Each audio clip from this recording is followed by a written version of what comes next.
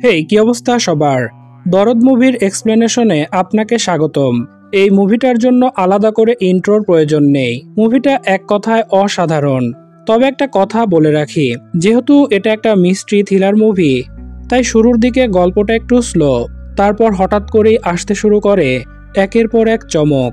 তাই মনোযোগ দিয়ে পুরো গল্পটা দেখতে হবে। তো চলুন কথা না বাড়িয়ে শুরু করা যাক দরদের গল্প।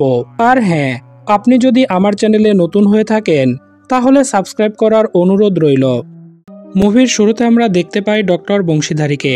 অফিস শেষ করে সে তার স্কুটিটা নিয়ে বেরিয়ে পড়ে, কিন্তু মেইন রোডে ওঠার পরই একটা বেবি ট্যাক্সি তার পিছু নেয় এবং একটা সময় বংশীকে ট্রাকের সামনে ফেলে দেয়। পরপারে চলে যায় বংশী। স্ক্রিন শিফট হয় দুলু মিয়ার বউ ফাতেমা। তার মনটা ভীষণ খারাপ। দুলু চেষ্টা করে যাচ্ছে তার মুখে যে কোনো মতে একটুখানি হাসি ফোটানোর। দোলনা থেকে নামিয়ে দুলু ফাতেমাকে চুড়ি কিনে দেয়, কিন্তু ফাতেমার সেদিকে কোনো খেয়ালই নাই। তারপর দুজন একটা নৌকায় চড়ে। দুলু এবার ফাতেমাকে অনুরোধ করে বলে, সারাদিন একটুখানি হাসির জন্য কত কি করলাম বলো, একটুখানি হাসো। ফাতেমা মুখ সরিয়ে নেয়। দুলুর মন খারাপ হয়ে যায়। সে বলতে থাকে, তোমারে কি করে বুঝাই বলো, আকাশের ওই চাঁদটার মতো আমার কাছে তোমার হাসিটাই চাঁদ। হঠাৎ পানিতে কিছু পড়ার শব্দ পাওয়া যায়। দুলু তাকিয়ে দেখে ফাতেমা পানিতে লাফ দিয়েছে। দুলুও লাফ দেয়। আর এমন সময় দুলুর ঘুম ভেঙে যায়। ঘড়িতে তখন রাত 1:30। দুলু পাশে তাকিয়ে দেখে তার বউ পাশে নাই। দুলুর কানে ভেসে আসে একটা পুরুষ কণ্ঠ। সে বলছে, এখন গভীর রাত, সবাই ঘুমিয়ে পড়েছে, তুমি তো আমাকে ভালোবাসো তাই না? চলো আমরা পালিয়ে যাই। দুলু চুপি চুপি পায়ে উঠে আসে আর এসে দেখতে পায় ফাতেমা টিভিতে তার প্রিয় নায়ক সারফারাজের মুভি দেখছে। দুলু এসে টিভিটা অফ করে দেয় আর বউকে আদরের সুরে বলে, আমি তোমাকে কত ভালোবাসি, আর তুমি এত রাতে আমাকে রেখে সারফারাজের মুভি দেখতেছো, তোমার শরীর খারাপ করবে তো। ফাতেমা বলে, তুমি আমাকে এত ভালোবাসো, তাহলে এখন অবধি আমাকে একবারও সারফারাজের সাথে দেখা করাতে পারলে না। দুলু বলে, আগামীকালই সে ফাতেমাকে নিয়ে যাবে সারফারাজের সাথে দেখা করাতে, কারণ সারফারাজ একটা মুভি শুটিং করতে বেনারস এসেছে। যেটা শুনে ফাতেমা তো ভীষণ খুশি হয়ে যায়। এরপর দেখা যায় সিনেমার পরিচালক লিয়াকতকে। শুটিংয়ের সব রেডি, কিন্তু নায়ক আর নায়িকার কোনো খবর নাই, যে কারণে লিয়াকতের মেজাজ ভীষণ খারাপ। পরিচালক আর প্রযোজক দুজনই নায়কের এমন খামখেয়ালির জন্য বিরক্ত। ওদিকে দেখা যায় সারফারাজ আর নায়িকা টিনা একান্তে সময় কাটাচ্ছিল। সারফারাজের সাথে কাজ করার পর থেকে টিনার জনপ্রিয়তা অনেক বেড়ে গিয়েছে, তাই সে চায় যে কোনো মূল্যে সারফারাজের সাথে আরও কাজ করতে। কথা বলতে বলতে সারফারাজ একটা ট্যাবলেট খাচ্ছিল। টিনা জানতে চায় সেটা কিসের ঔষধ। সারফারাজ বলে, তার একটা সমস্যার জন্য ডক্টর মিজান তাকে এটা দিয়েছে, যেটা খেলে ম্যাজিকের মতো কাজ করে। স্ক্রিন শিফট হয় ফাতেমা সারফারাজের সাথে দেখা করতে যাবে, তাই সে রেডি হয়ে এসে দুলুর সামনে দাঁড়ায়। ফাতেমাকে দেখে দুলুর চোখ কপালে উঠে যায়। এত সুন্দর একটা বউ তার। চাঁদ তারা সূর্যও যেন হার মানে। দুলু একটু মন খারাপ করে বলে, কই, আমার সাথে ঘুরতে গেলে তো এত সুন্দর করে সাজো না, এমন করে সাজলে তো আমি রোজ তোমারে সারফারাজের সাথে দেখা করতে নিয়ে যাব। ফাতেমা হেসে বলে, রোজ দেখতে চাই না, তাকে ভালো লাগে, একবার চোখের দেখা দেখতে চাই ব্যাস, আর তাকে আমার বানানো রসগোল্লা দিতে চাই। এ সময় দুলু হঠাৎ অন্যরকম হয়ে যায়। যে লুকটা ছিল রহস্যময়, যেন বউয়ের মুখে অন্য পুরুষের নাম শুনে তার রাগ হচ্ছিল। যাই হোক, দুলু ফাতেমাকে নিয়ে চলে আসে সারফারাজের শুটিং স্পটে, কিন্তু দারোয়ান তাদেরকে ভেতরে ঢুকতে দেয় না। তখন দুলু তাকে কিছু টাকা ঘুষ দিয়ে ফাতেমাকে নিয়ে ভেতরে যায়। আর প্রথমবারের মতো ফাতেমা দেখতে পায় তার স্বপ্নের সারফারাজকে। সে দূরে দাঁড়িয়ে শুটিং দেখতেছিল। তখন নায়িকার সাথে সারফারাজের একটা ডায়লগ ছিল এরকম, তোমাকে না পেলে আমি বাঁচব না। আর এই ডায়লগ শুনে ফাতেমা বাচ্চাদের মতো কান্না শুরু করে। আর দুলু তো তার বউয়ের কান্না সইতে পারে না। সে শুটিং এর মাঝেই চিল্লাইয়া বলতে থাকে, কাঁদবেন না সারফারাজ ভাই, কাঁদবেন না, আপনি কাঁদলে আমার বউটা কাইন্দা মইরাই যাইব, ও আপনার অনেক বড় ফ্যান। শুটিং এলোমেলো হয়ে যায়। পরিচালক তো খুবই রেগে যায়, কিন্তু সারফারাজ সবাইকে শান্ত করে বলে, ও আমার ফ্যান, ওকে আসতে দাও। দুলু খুশি হয়ে ফাতেমাকে যেতে বলে, কিন্তু ফাতেমা যেতে চায় না। সে দুলুকে বলে তার বানানো মিষ্টি খাইয়ে আসতে, তাহলেই সে খুশি। দুলু সামনে যায় আর সারফারাজকে বলতে থাকে, আমার বউ আপনার অনেক বড় ফ্যান, সে আপনাকে যে কত পছন্দ করে বলে বোঝাতে পারবো না। 6 মাস হলো বিয়ে করছি, কিন্তু এখনো আপনার এই মাথার উপর রাখে। এই দেখেন না স্যার, আপনার জন্য নিজ হাতে রসগোল্লাও বানাইছে। দুলু নিজ হাতে সারফারাজকে একটা মিষ্টি খাইয়ে দেয়, এরপর বিদায় নিয়ে চলে আসে। কিন্তু বাইরে আসার পর সারফারাজের পিএস জিতু মিষ্টির বক্সটা ফেরত দিতে চায়। দুলু সেটা না নিতে চাইলে জিতু বক্সটা ডাস্টবিনে ফেলে দেয়। এদিকে শুটিং করতে না পেরে লিয়াকত ভীষণ রেগেছিল, যে রাগটা সে টিনার উপর দেখায়। টিনা তখন সেখান থেকে চলে যায় সারফারাজের কাছে অভিযোগ দেওয়ার জন্য। টিনা সারফারাজের রুমে গিয়ে সব বলতে থাকে এবং তাকে বলে এখনই কিছু একটা করার জন্য। সারফারাজ কোনো কথা বলছিল না। তখন টিনা তাকে ধাক্কা দিলে দেখা যায় সারফারাজ আর বেঁচে নেই। চারিদিকে হইচই শুরু হয়ে যায়, মিডিয়াতে তোলপাড় লেগে যায়। লিয়াকত কান্না করে বলে সারফারাজ তার ভাইয়ের মতো ছিল। প্রডিউসার শওকত বলে সারফারাজকে মারে নাই, আমাকে মেরেছে। পুলিশ জানায় আপাতত তাদের মনে হচ্ছে এটা একটা পরিকল্পিত হত্যাকাণ্ড। এই কেস তদন্তের দায়িত্ব পড়েছে এসএসপি ইন্সপেক্টর অগ্নির কাছে। ওদিকে দুলু আর ফাতেমা তো ভীষণ খুশিতে তারা নৌকাবিলাস করছিল।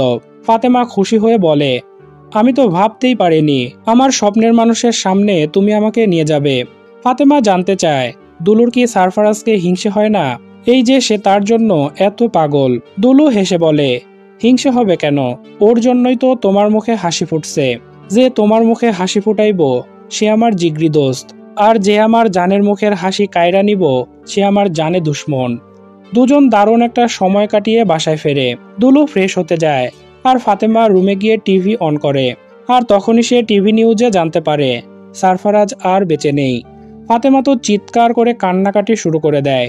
দুলু দৌড়ে আসে, কিন্তু ফাতেমা দুলুকে কাছে যেতে দেয় না, কারণ তার ধারণা যে সারফারাজের মৃত্যুর জন্য দুলুই দায়ী। সে হয়তো মিষ্টিতে বিষ মিশিয়ে দিয়েছিল। দুলু তো খুব করে ফাতেমাকে বোঝানোর চেষ্টা করে সে এই কাজ করে নাই, কিন্তু ফাতেমা তার কোনো কথাই শুনতে চায় না। স্ক্রিন শিফট হয়, অগ্নি ও তার টিম দেখা করে সারফারাজের মুভির টিমের সাথে, যেখানে লিয়াকত, টিনা, শওকত সহ সবাই ছিল। শওকতকে সারফারাজের ব্যাপারে জিজ্ঞেস করা হলে সে বলে সারফারাজের সাথে তার 12 বছরের পরিচয়, যখন সে চামড়ার ব্যবসা করত তখন থেকে। সে কেন সারফারাজকে মারতে যাবে, বরং সে সন্দেহ করে লিয়াকতকে, কারণ লিয়াকত টিনাকে পছন্দ করত আর টিনা সারফারাজের সাথে লাইন মারত। কথা হয় লিয়াকতের সাথে। লিয়াকত বলে সারফারাজকে সে অপছন্দ করত ঠিকই, কিন্তু তাই বলে এই কাজ সে করে নাই। এরপর জিজ্ঞাসাবাদ করা হয় টিনাকে, কারণ সারফারাজের শরীরে টিনার লিপস্টিকের দাগ পাওয়া গেছে। টিনা বলে যে সে সারফারাজকে ভালোবাসত, তার সাথে টিনার কোনো শত্রুতা ছিল না, সুতরাং তাকে মারার প্রশ্নই আসে না। সেখানে থাকা অন্য একজন বলে সেদিন একজন লোক এসে সারফারাজকে মিষ্টি খাইয়েছিল, তারপর তার পিএস জিতু তাকে পানি খাওয়ায়। হতে পারে সেই পানিতে কিছু মেশানো ছিল। উপস্থিত সবাই এই লজিকে একমত হয়। এ সময় অগ্নির কাছে হোয়াটসঅ্যাপে একটা SMS আসে, যেখানে বলা হয় সারফারাজের মেডিকেল রিপোর্ট পাওয়া গেছে, তার পাকস্থলীতে পয়জনের উপস্থিতি ছিল। ওদিকে দুলু ফাতেমাকে কিছুতেই বোঝাতে পারছিল না সে সারফারাজকে মারে নাই। ফাতেমার মন খারাপ। দুলু তো আবার ফাতেমার হাসির দিওয়ানা। ফাতেমার মুখে যতক্ষণ না হাসি ফুটবে ততক্ষণ তার শান্তি নাই। তো দুলু ফাতেমাকে নিয়ে আবার সেই শুটিং স্পটে যায় এবং সারফারাজের পিএস জিতু যে ডাস্টবিনে মিষ্টির কৌটাটা ফেলেছিল সেখান থেকে মিষ্টি নিয়ে নিজেই খেয়ে নেয়। মিষ্টিগুলো নষ্ট হয়ে যাওয়ায় দুলু খেতে পারছিল না। তখন ফাতেমা তাকে বাধা দিয়ে বলে, তুমি কি পাগল, তোমাকে মিষ্টি খেতে কে বলেছে? দুলু কাঁদতে কাঁদতে বলে, কি করব বলো, তোমার চোখের পানি আমার একদম ভাল লাগে না, তুমি না হাসলে আমার কিচ্ছু ভাল লাগে না। ফাতেমা বলে, এই হাসির জন্যই একদিন তুমি মরবে দেখো। দুলু বলে যে আমি তো কবেই তোমার হাসিতে ডুইবা মরছি। দৃশ্য চলে যায় যেদিন দুলু মিয়া ফাতেমাকে প্রথম দেখেছিল। বানারসে সেদিন মেলা বসেছিল, আর সেই মেলাতেই দুলু প্রথম দেখে ফাতেমাকে, আর প্রথম দেখাতেই সে ফাতেমার মিষ্টি হাসির প্রেমে পড়ে যায়। এরপর নানাভাবে সে চেষ্টা করে ফাতেমার সাথে কথা বলার, কিন্তু কিছুতেই সাহসে কুলায় না। তো একদিন দুলু একটা দোকানে যায়, আর দোকানদার মুরব্বির কাছে ফাতেমার ব্যাপারে জানতে চায়। মুরব্বি তো বুঝতে পারে যে ছেলেটা কেন ফাতেমার কথা জানতে চাচ্ছে। তাই সে দুলুকে বলে সরাসরি গিয়ে ফাতেমার সাথে কথা বলতে। তখন দুলু বলে, আমার অত সাহস নাই, আপনি যদি একটু আলাপ করাইয়া দিতেন। মুরব্বী বলে যে, আমি বাপ হইয়া মেয়ের সাথে পরিচয় করাইয়া দিব, মাথা ঠিক আছে? এবার দুলু তো একদম ভ্যাবাচেকা খেয়ে যায়। সে তো ভাবতেই পারে নাই এটা ফাতেমার বাপ হতে পারে। তখন মুরব্বী তাকে থামিয়ে বলে, শোনো মিয়া, মেয়ের বাপ হইয়া তোমার একটা কথা বলি, যদি নিজের ভালো চাও তবে ওরে ভুইলা যাও। সারা মহল্লার মানুষ জানে আমার মেয়ে পাগল। ওর বুদ্ধি হওয়ার পর থেইকা একটা পুরুষকে এসে ভালোবাসে, সে হইল সারফারাজ। কথাটা শুনে দুলুর মন খারাপ হয়ে যায়। তখন মুরব্বী বলে, আরে সে তো সিনেমার সারফারাজ। এবার দুলুর মুখে হাসি ফোটে আর বলে, আরে আগে বলবেন তো, তার মানে আমার তো চান্স আছে। এরপর দুলু মিয়া বন্ধুকে সাথে নিয়ে রিহার্সাল শুরু করে দেয় কিভাবে ফাতেমাকে সারফারাজ স্টাইলে প্রপোজ করা যায়। তো দুলু একের পর এক পার্ট চেঞ্জ করতে থাকে আর ডায়লগ বলতে থাকে, কিন্তু তার বন্ধুর একটাও পছন্দ হয় না।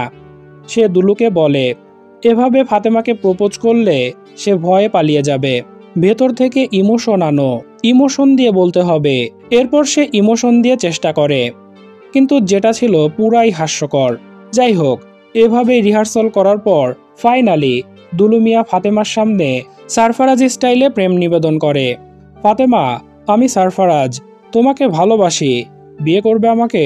ফাতেমার ভালো লাগে এবং সে দুলুকে বলে, আমাদের বিয়ে হতেই পারে, তবে তার কিছু শর্ত আছে। প্রথমটা হলো বিয়ের পর তাকে নিয়ে সারফারাজের সব সিনেমা দেখাতে হবে। এত সহজ একটা শর্ত শুনে দুলু এক কথায় রাজি হয়ে যায়। ফাতেমার দ্বিতীয় শর্ত, জীবনে একবার হলেও তাকে সারফারাজের সাথে দেখা করাতে হবে। এবার দুলু একটু ঘাবড়ে যায়, কারণ তার মতো একজন ছোট ট্যাক্সি ড্রাইভার অত বড় একজন নায়কের সাথে কিভাবে দেখা করবে। যাই হোক, দুলু বলে যে চেষ্টা করব। ফাতেমা বলে, জান দিয়ে চেষ্টা করতে হবে। এবার দুলু মিয়া আর ফাতেমার ধুমধাম করে বিয়ে হয়। জমে ওঠে দুজনের সুখের সংসার। ফাতেমা দুলুর প্রতি বেশ কেয়ারিং। দুলু যখন সকালে ময়লা জামা পরে কাজে যাবে, তখন ফাতেমা তাকে বাধা দেয় এবং সারফারাজের সাথে তুলনা করে বলে, সারফারাজ কখনো এমন করে কাজে যায় না। কি কি করে সেটা শেখাতে শেখাতে দুজন বেশ ঘনিষ্ঠ হয়। এভাবেই চলতে থাকে দুলু মিয়ার সুখের জীবন। দৃশ্যপট বর্তমানে আসে। অগ্নি তার টিমের সাথে ডিসকাস করছিল সারফারাজ হত্যার মোটিভ কি হতে পারে। একজন অফিসার বলে, সারফারাজ যে পয়জন খেয়ে মারা গেছে সেটা তিনটা জিনিসের মধ্যে থাকতে পারে। নাম্বার 1, সে যে ওষুধ সেবন করে সেই ওষুধের মধ্যে মেশানো থাকতে পারে, অথবা তার এক ভক্ত তাকে রসগোল্লা খাইয়েছিল, সেটার মধ্যেও মেশানো থাকতে পারে। এবং নাম্বার 3, মিষ্টি খাওয়ার পর সারফারাজ তার সহকর্মীর দেয়া পানি পান করেছিল, সেই পানিতেও মেশানো থাকতে পারে। অগ্নি বলে যে মেডিকেল রিপোর্টে দেখা গেছে সারফারাজের পাকস্থলীতে পয়জন ছিল, সুতরাং সে নিয়মিত যে ওষুধ সেবন করত, দেখতে হবে যে সারফারাজ ওই ওষুধগুলো কোথা থেকে কালেক্ট করত। স্ক্রিন শিফট হয়। সারফারাজের মৃত্যুর রহস্য নিয়ে মিডিয়াতেও তোলপাড় শুরু হয়ে গিয়েছিল। সাংবাদিকদের অনুসন্ধানে সারফারাজের মৃত্যুর কারণ হিসেবে আগের 3টি ক্লু এর পাশাপাশি আরও একটি ক্লু সামনে আসে, আর তা হলো নবাগত নায়িকা টিনাকে নিয়ে সারফারাজ ও পরিচালক লিয়াকতের মধ্যে তুমুল দ্বন্দ্ব ছিল। তাহলে কি এই সব কিছুতে লিয়াকত জড়িত থাকতে পারে? এদিকে দেখা যায় সারফারাজের মুভি দেখার জন্য বাইরে তুমুল ভিড় লেগে আছে, যেমনটা হয় আমাদের দেশে শাকিব খানের মুভি রিলিজ হলে। কিন্তু হলের ভেতর দেখা যায় শুধু দুলু মিয়া আর ফাতেমা মুভি দেখছে, অর্থাৎ দুলু ফাতেমার জন্য পুরো হল বুকিং করে নিয়েছে। ফাতেমা তো ভীষণ খুশি, সারফারাজকে দেখছে আর সিটি বাজাচ্ছে। আর ফাতেমার এই খুশিতে দুলু মিয়াও খুশি, সে ফাতেমার হাসি দেখছে আর সিটি বাজাচ্ছে। নায়িকা টিনা ও পরিচালক লিয়াকত একসাথে বসে লাল পানি খাচ্ছিল।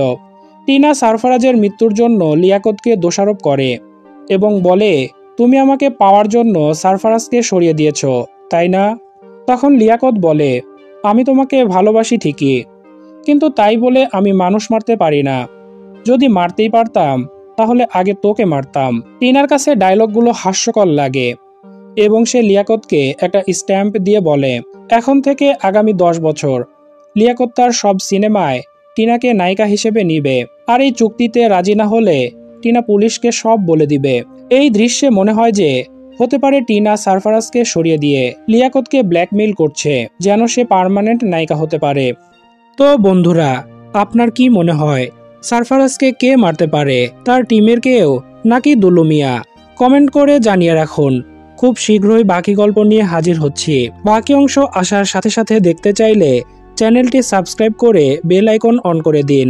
আজ বিদায় নিচ্ছি, আল্লাহ হাফেজ।